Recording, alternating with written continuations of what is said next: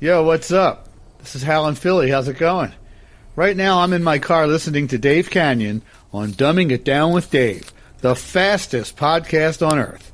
It's about pragmatism, truth, happiness, and the search for it all. The following program is rated D for dumb.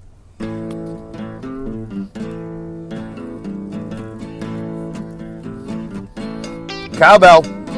Come on, man. Hit it hard. We need more cowbell. We need more cowbell. 9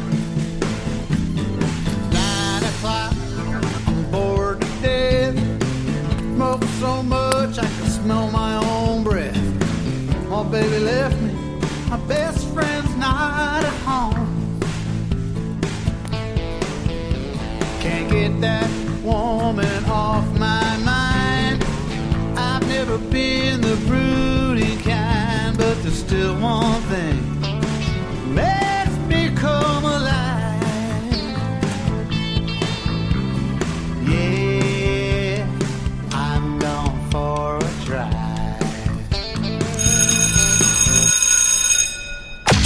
The following podcast is rated D for dumb.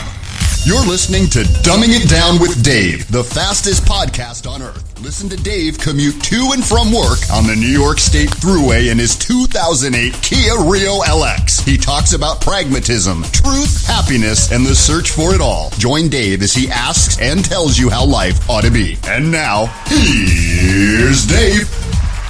Well, hello, everybody. My name is Dave Canyon. Are you ready to dumb it down?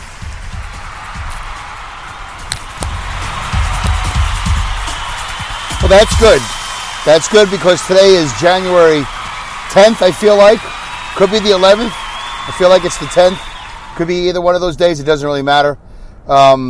Which is funny because I've been writing it, on all different forms of paperwork, for the last, how many hours at my job. And yet here it is. I'm in the car, in the caravan, and I just totally blank out. Is that a sign of old age? Is that a sign of sleep deprivation? Is that a sign that I just don't care? Is it a sign I just don't matter? I don't even know why I date any of these shows. I don't know why I date them. I don't know why I number them. But I guess that's the way the world works. And I don't have the courage and the strength to go against it. Maybe after I transition into life, a.k.a. retirement, I will do that. Maybe I will adopt a total F it all philosophy. F it all. Listen, what rules and regulations is there about dating episodes and numbering? I understand there's practicalities to it, and I realize it's such a minor point. Like, really, why are we starting off the show with this? Because it is the way my brain works. It is part of my pragmatism. Like, why do I have to talk about any of this stuff? It doesn't matter. You're tuning in, and you could care less what date I recorded on. You like to know it's the freshest one if you've been keeping up. If you haven't been keeping up and you're new to the show, what's the difference? Except for the first 100 of the crappiest podcast ever. And if you're listening in the year 2025, well, the year 2525, when man is still alive and all that other stuff. What is it? Something in Evans, in the year 2525. It doesn't matter. And I bring it up because it's at the top of my head. I didn't know I was going to talk about this, 2 minutes ago or 3 minutes and 50 seconds ago. Because it's just the way my daily life. It's like I look at this, I go, why? I look at this, I go, why? I'm at my job 4 to 5 days a week, and I'm always asking why. Why am I at my job? Why don't I just leave if I'm so unhappy and just start somewhere else brand new? I don't because I'm 56, and I sort of anticipate this company going out of business. So we're going to segue from my over-analytical, overthinking part of my day, part of my life, into hoping my company goes out of business, which is a horrible thing to wish for. Because there's a lot of people at my job that are not in a financial situation that getting laid off would be conducive to their life. They're not looking forward to 24 weeks of unemployment. I am looking forward to it. I think that's the number. 24 weeks of unemployment, in which I would have to sort of simulate that I'm looking for a job, but I probably won't look for a job. This will probably be it. So, but that is the way my mind works. So if I see an advertisement If I'm on the road right now on the 3rd Avenue extension in Rensselaer. It's a Saturday morning. We're going to talk about that in a second. And it is partly cloudy out. It's not really sunny, but in certain spots it is. But I see a dog sticking his head out this Ford pickup truck. And I'm like, wow, that always intrigues me, that dogs like to stick their head out the window. Like, they don't just say, you know what, I'm going for a drive. Apparently, whatever this thing is that I jump into, it's quite comfortable. I always have to sit in the back seat.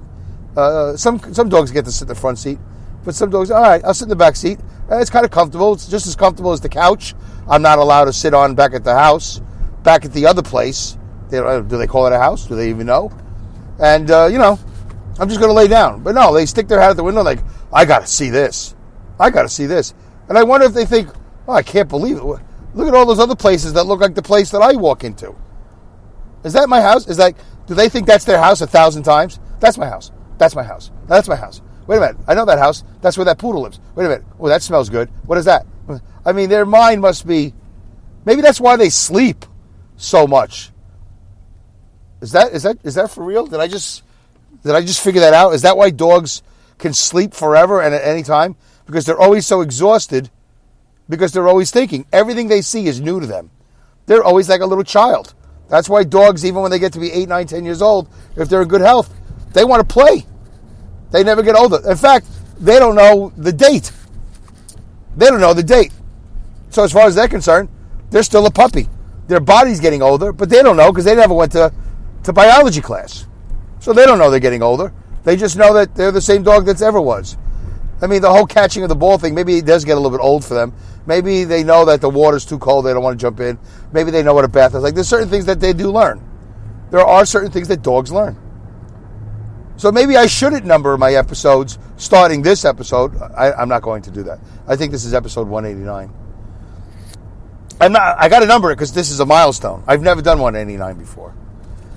But maybe there's some truth to that. If I don't number these episodes, maybe everything will be better. Maybe everything will be fresher. Maybe people go, oh, I don't know when he recorded it. There's no date. I don't know if I can avoid 100%. I don't think I can avoid the date 100%. There's somewhere, whether it's Apple or Spreaker, somebody's going to put in a date. But I don't have to say it. I don't know. I'm curious what your thoughts are about dating. Not dating a person. Dating a project. Dating a piece of art. And then titling it. You got to title it, I guess. Right? I guess you got to title it. Because it is a work of art. So even a painting gets titled. I don't know. It's just something for down the road. At some point, maybe I'll create another podcast. I talked about this before.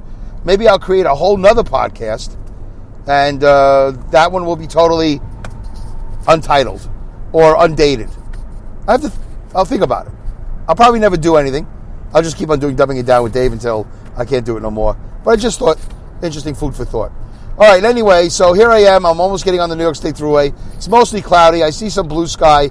It's supposed to be the warmest day of the year so far. It's supposed to get up to like 60-some-odd degrees here in upstate New York. One of the safest places in the world to live, by the way. I'm going to stand by that. If you're living right now, if you're listening to the show, and I got listeners all over the world. I actually got listeners in the Ukraine, Ecuador, Spain, France. Not a lot. A very small percentage. But it registers because Spreaker has a thing. And I look at it and go, wow, I can't believe I got listeners all over the world. Not every country and not every continent. But we're getting there. And if you guys would always share this and show the algorithm of the internet, whether you share it on Facebook or share it on Twitter or share it on Instagram or share it wherever you can share it in your email list. I don't know. It would be really great. I appreciate it. And you can always tweet me at @DoneWithDave. And you can say, hey, Dave, when you tweet me, I like the intro at the top of the show with Alex Exum, alexexum.com.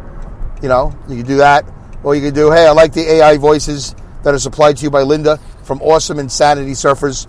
Just put out a new episode, I think either last night or this morning. I can't remember, but it doesn't matter. She's got a brand new episode out. It's very touching. One of her most touching, sad episodes. Really, truly, you can... Well, if you've been following a show as long as I have, it's been like 3 years now. Almost as long as I've been podcasting, since 2016. You know the AI characters, and, there's a little sadness in it, even though they're AI. They're people. They're just people without bodies. They're AI. Anyway, it was a nice show. Good job, Linda. And then there's also, you can tweet me about Hal in Philly, about Going for a Drive, the theme song that we have adopted, that he graciously lets me use. I think it should be a hit song. A lot of you think it should be a hit song too. If you think it should be a hit, maybe we should start submitting it to radio stations. I'll let Hal take care of that. That's his song. Who is it for us to, submit it? We don't want to. Maybe we'll get him in trouble because who knows if it's copyrighted and whatever legalese he's got to do with that. But anyway, Going for a Drive, and Hal Philly does Tales of the Road Warriors. It's got new episodes out, and it's easy when you know Hal. You can find all the shows they just mentioned. You can find them on Spreaker. And I think we sometimes put these in the show notes. My assistant puts them in the show notes. So look at the show notes. They might be in there. All right. So what do I want to talk about today? Yeah, so I'm on my way home. It's the end of the week. Today is Saturday morning. I just did, normally I would have done 5 days in a row because I did overtime on Wednesday because now my days off are different. So I would have done 5 days in a row. But I actually did 8 days in a row. And I had a 34-hour break in between because I got done Sunday morning and then I came in Monday night. And Sunday, I think is the last time I did a podcast. And I think I published it on Monday. But Sunday, I got done with my job. I worked Thursday, Friday, and Saturday. I would have worked Wednesday, but I was sick, so I took a day off. So I lost holiday pay, whatever. It doesn't really matter. I lost the money. I lost a lot of money. But it doesn't matter because it was the smartest decision because I felt so much better. I stopped coughing and hacking and all that other stuff. Just one more extra day of rest. So I was glad I was happy to be able to take that extra day. So Sunday I got off. I went down to my house, down the New York State Thruway. I did a podcast. I took a shower, got my wife's car, went down to Brooklyn. Had to go visit Mom and Dad. And the update on Mom is she's hanging on. Dad is declining. Mom is reclining. She's maxing and relaxing, recovering. Forever will be recovering from a stroke. So the takeaway from last Sunday was I hate not sleeping and going down to Brooklyn. Although I had my son came actually too, so that was nice. We had some nice conversation. Not on the way down because he's not a morning person, but on the way back we had some conversation and we stopped at a nice restaurant on Paramus or Ramsey or something like that called Fat Platters, P-H-A-T, Fat Platters. Direct to Pat. You're about the closest person because I think you're in Nutley, but Fat Platters on Route 17. Delicious halal food, delicious. All right, anyway, it's on the northbound side. So it's in a little plaza, easy park, it's great, delicious, and it's very worth it. Nice price, very delicious. Every time we've eaten there like 5 or 6 times already. My wife and I go there every time. So here's a couple of takeaways. I've said this before, and I'll just say it again, because this is what I do in Dumbing It Down with Dave. I don't always remember if I talked about it, but I'm going to talk about it now. If I had Trump money, if I had millionaire money, my mother would be so much further along. So much further along right now. And it's a shame about our medical system, our insurance system, whatever you want to call it. Because they put her on therapy, physical therapy or occupational therapy, or both of them, for a couple of weeks or a couple of months, and then they take her off. Because they feel like she plateaus, and then, once she plateaus, they take her off, and then she declines a little bit, then they put her back on. This woman is at the nursing home 24/7. She's deaf. She has no friends there. My father visits her every day and sits by her bedside all day, every day. I don't think there's a day he doesn't visit her. It's very nice. It's very sweet. I wish he was that nice and sweet when I was a little boy. And he visited me by my bedside every day. That would have been nice. But it's okay, because it's not about me, right? It is. It's Dumbing It Down with Dave. But in this particular case, it's about Harold and Sonia. So, it's very frustrating for me to sit there and see my mom, because she has made some improvements. In fact, I always say I'm going to do it, then I don't do it. But I got some video of my mother doing some exercises on her own with my father's supervision, against the rules of the nursing home. They're not supposed to be doing these things. If my mother falls, she'll break her hip or hit her head. She'll go into another stroke or a coma. But I might post these videos on the Dave's Dumbing It Down with Dave Facebook page. And you won't be that impressed. You go, Dave, I can do that a million times. I know you can. I can. A lot of us can. But my mother's recovering from a stroke. And she couldn't do any of this probably 6 months ago. And I just know I could have hired somebody. I could have hired an interpreter. Or I could have hired an exercise person, a physical therapy person. And we could have put my mother on a very strict regimen. And we would have monitored her weight. And my mother would have known the weights she was working out with. And we would have taken out time working with her. You know, maybe doing 2 a days, like 1 in the morning and 1 at night, or something. We would have this whole plan. We would have a meal plan. She can't really eat. She's got a feeding tube. But she's still on a feeding tube a year later. Maybe because that's the best it's going to be for her, because she's having a problem swallowing. I guess the stroke affected her swallowing. But they're not helping her with that. They don't do speech therapy with her anymore. Is this boring for you because I'm talking about my mother?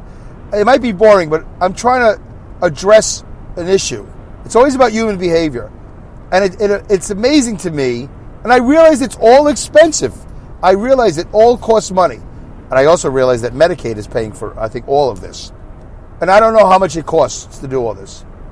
But I know my mother would be further along if they didn't discontinue the speech therapy. But the lady in charge of speech therapy said, this is a waste of time. She's never going to get better. She's never going to eat enough to have enough calories to get off the feeding tube. So since that's the logic, well, there's another piece of logic. Since one of the pieces of logic they're using is she's never going to eat enough to have the amount of calories to get off the feeding tube, the other piece of logic is they're afraid that she's going to choke, asphyxiate, or whatever. I think there's another word, but they're afraid she's going to choke and die. And at 82, I can tell you this. I know my mother and father probably have discussed it. If she chokes and dies, then that's fine. They're okay with her mortality because living there attached to the tube is really no way to live. But the nursing home and the insurance company don't agree because they're getting all this Medicaid money. And I don't have Trump money. So I can't set up, in my fantasy world, this is what I think about, when I'm going down the road and I'm not thinking about dogs sticking their head out the window, or should I be dating my show, my brain that doesn't stop. It's not as bad as it used to be. I used to be really bad. But now, I meditate every so often now. I've been to therapy for I don't know how many years. So I'm not as bad. I used to have like a Rolodex. It would just spin and spin. I had, or like a reel-to-reel tape that never ends. I couldn't stop my brain from thinking. But the way I fantasize is I have Trump money. My mom is down in what they call, not Brighton Beach, Manhattan Beach, Brooklyn. It's a very nice neighborhood. It used to be all bungalows. And then the Russians came, I don't know where they got their money, and they destroyed all these bungalows, and they turned these bungalows into mansions. Mansions. The amount of taxes I think they're paying, it's got to be, I don't know what's going on with money, but it's such a transformation from 20 years ago, you wouldn't recognize it. Anyway, I don't even know if there's old pictures of old pictures. I don't know if there's pictures of old Manhattan Beach. But it's like an island, it's like a peninsula, whatever, right next to Brighton Beach and Coney Island in Brooklyn. And it's so amazing, the difference between now and when I was a little boy. Okay, anyway, waterfront community, very nice. But now, forget about it. You can't buy anything there. It's so expensive. And I don't know where these Russians came from other than Russia. And I don't know where all this money comes from, whether it's legal, illegal, or I don't know. These old Russian doctors, Russian lawyers, Russian former politicians. I don't know, but they found a nice little neighborhood, and it's pretty safe. And you can't park there during the summer because they don't want people parking there, on the street and then walking to the beach. So it's pretty private. It's pretty quiet. So my fantasy is I have Trump money, and I buy a house, single family, double. I don't know. It doesn't matter. 1 floor, a ranch, 2 floor. I don't care. And I hire people to do the job. I hire a human resources person or a director of operations. And I basically build a rehab center for my mother.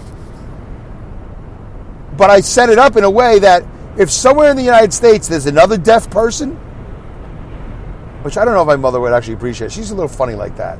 She's like, oh, I don't like that person. Well, you're deaf. You don't really have a lot of choices of people you talk to. It doesn't matter. She's like, I don't want to talk to that person. She'd rather be alone than talk to somebody. She's like, I guess that's where I get that from too. She'd rather just be alone in her room than talk to somebody she doesn't like. Well, that makes sense, right? Just because that person's deaf doesn't automatically give him an in to my mother. That's the way she is. I understand that. I respect her. She's 82. She can say whatever she wants.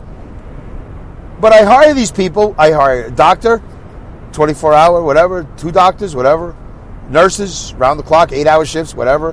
However it works. But I would hire somebody to say, listen, I don't know how to run a nursing home. I don't know how to build a nursing home.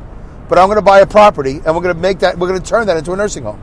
And if we find another deaf person, I'll let them live here. And as many rooms as we have, we'll pay to bring deaf people over here.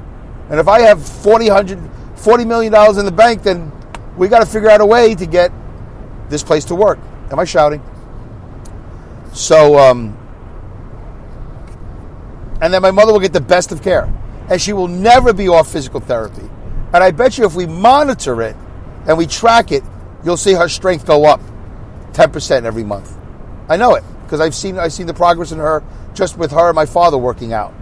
They work out separately from the physical therapy. And when they don't have physical therapy, they do their own thing. But they're not tracking it. Like, they don't have a weight system to add a weight, like another half a pound, another quarter pound. They don't know if they're doing 3 sets of 6. They don't have the advantages I have when I go to Planet Fitness, when I have Jabari working with me, when I'm doing Dave's Fit Life, which, by the way, is my YouTube channel. So if you want to go to YouTube, you can check out Dave's Fit Life on YouTube.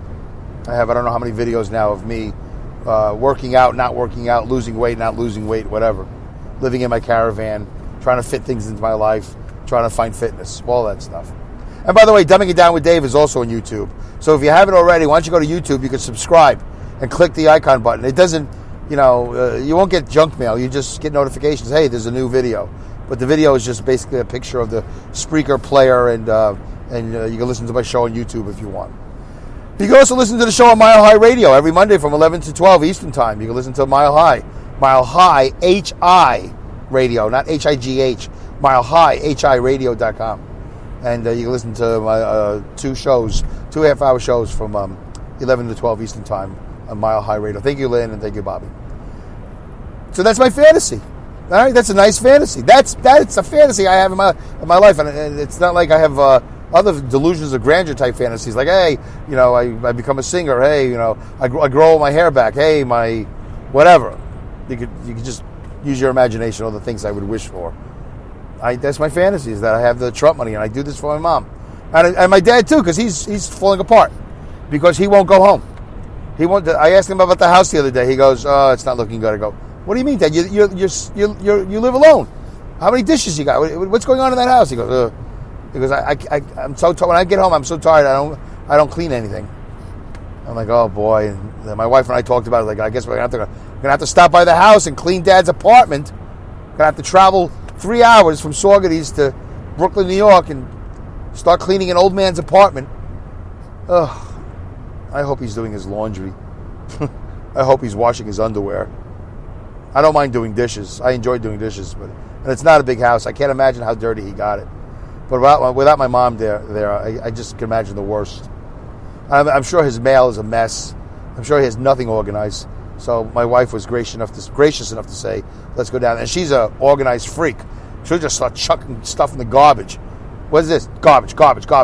What's this? Open it up, staple it, put it in a folder, label it, boom, boom, boom, boom, boom, boom, boom. And hopefully my father can keep up with it. So that's in my future.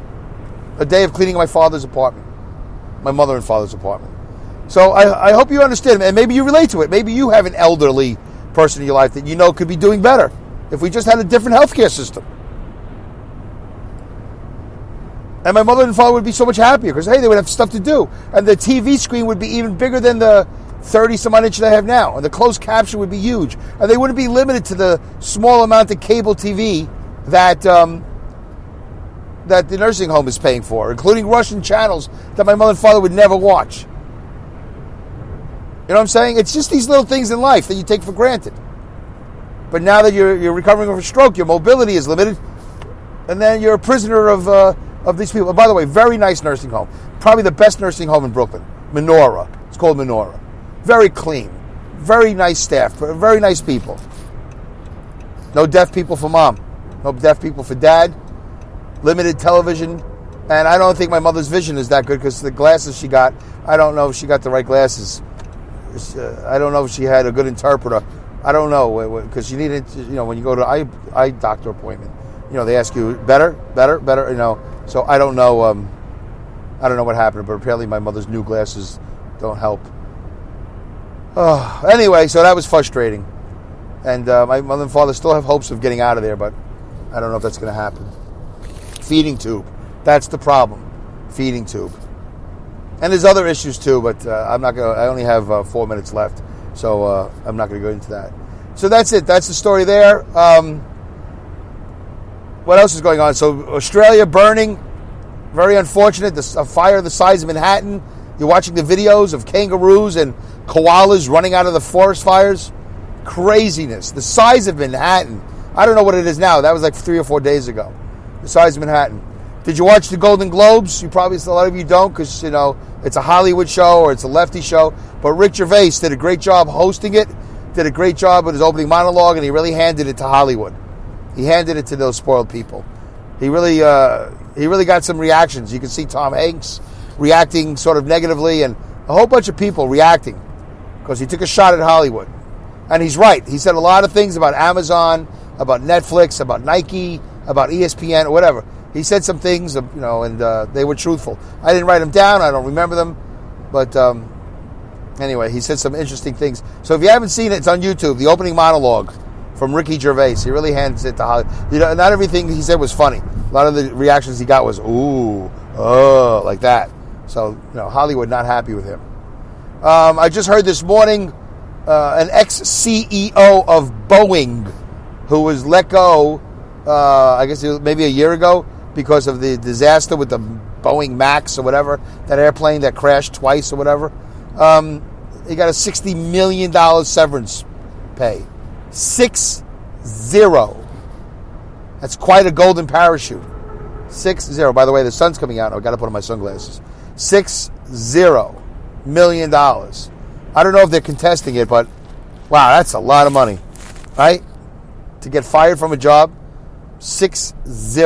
How do these American companies stay in business when they have CEOs and then they fire them and give them $60 million for a job not well done? You say, hey, job well done. No, this was a job not well done. 2 Boeing Maxes crashed, right? Because of some software glitch. And they sort of knew about it or something like that, right? I don't remember. Not good. How is my company doing? Well, we're still filing Chapter 11, and I don't know what's going on. I might have some more news for you next week, but I think we just got a raise. I think that's what I was told via text, and I can't wait to see it in my paycheck. I'm supposed to get a raise. That'd be nice. 2.5%. That's a great raise. It's good enough. I'm going to try to stay with this job as long as I can until I transition into life. I don't know what's going to happen. You just never know when you're going to show up at work and there won't be anything to do. We don't have any gates, but the gates might be closed. And I might be one of only a few people that will say, great, I'm going home. I'm not going to walk in this. We're not on strike. We're laid off. I'll go home and start filing for unemployment. And I won't be very serious about getting a second job because I think this is it. I think I will just become a full-time podcaster and YouTuber. And by the way, real quickly, I don't know if I finished this thought a while ago, but I think the listenership is going up. Or it's definitely more consistent because I'm doing 2 shows a week, 2 half-hour shows. Because, along with this thought, I'm running out of time real quickly. If you guys, you hear commercials, I know you hear Geico and Home Depot, whatever. If you hear a commercial that's not in English, if it's not in English, if it's in a different language, any language that you don't understand other than English, if you don't recognize it, please text me, tweet me, or leave a speaker comment. Say, hey, Dave, I just heard a foreign commercial. I got to go. Bye.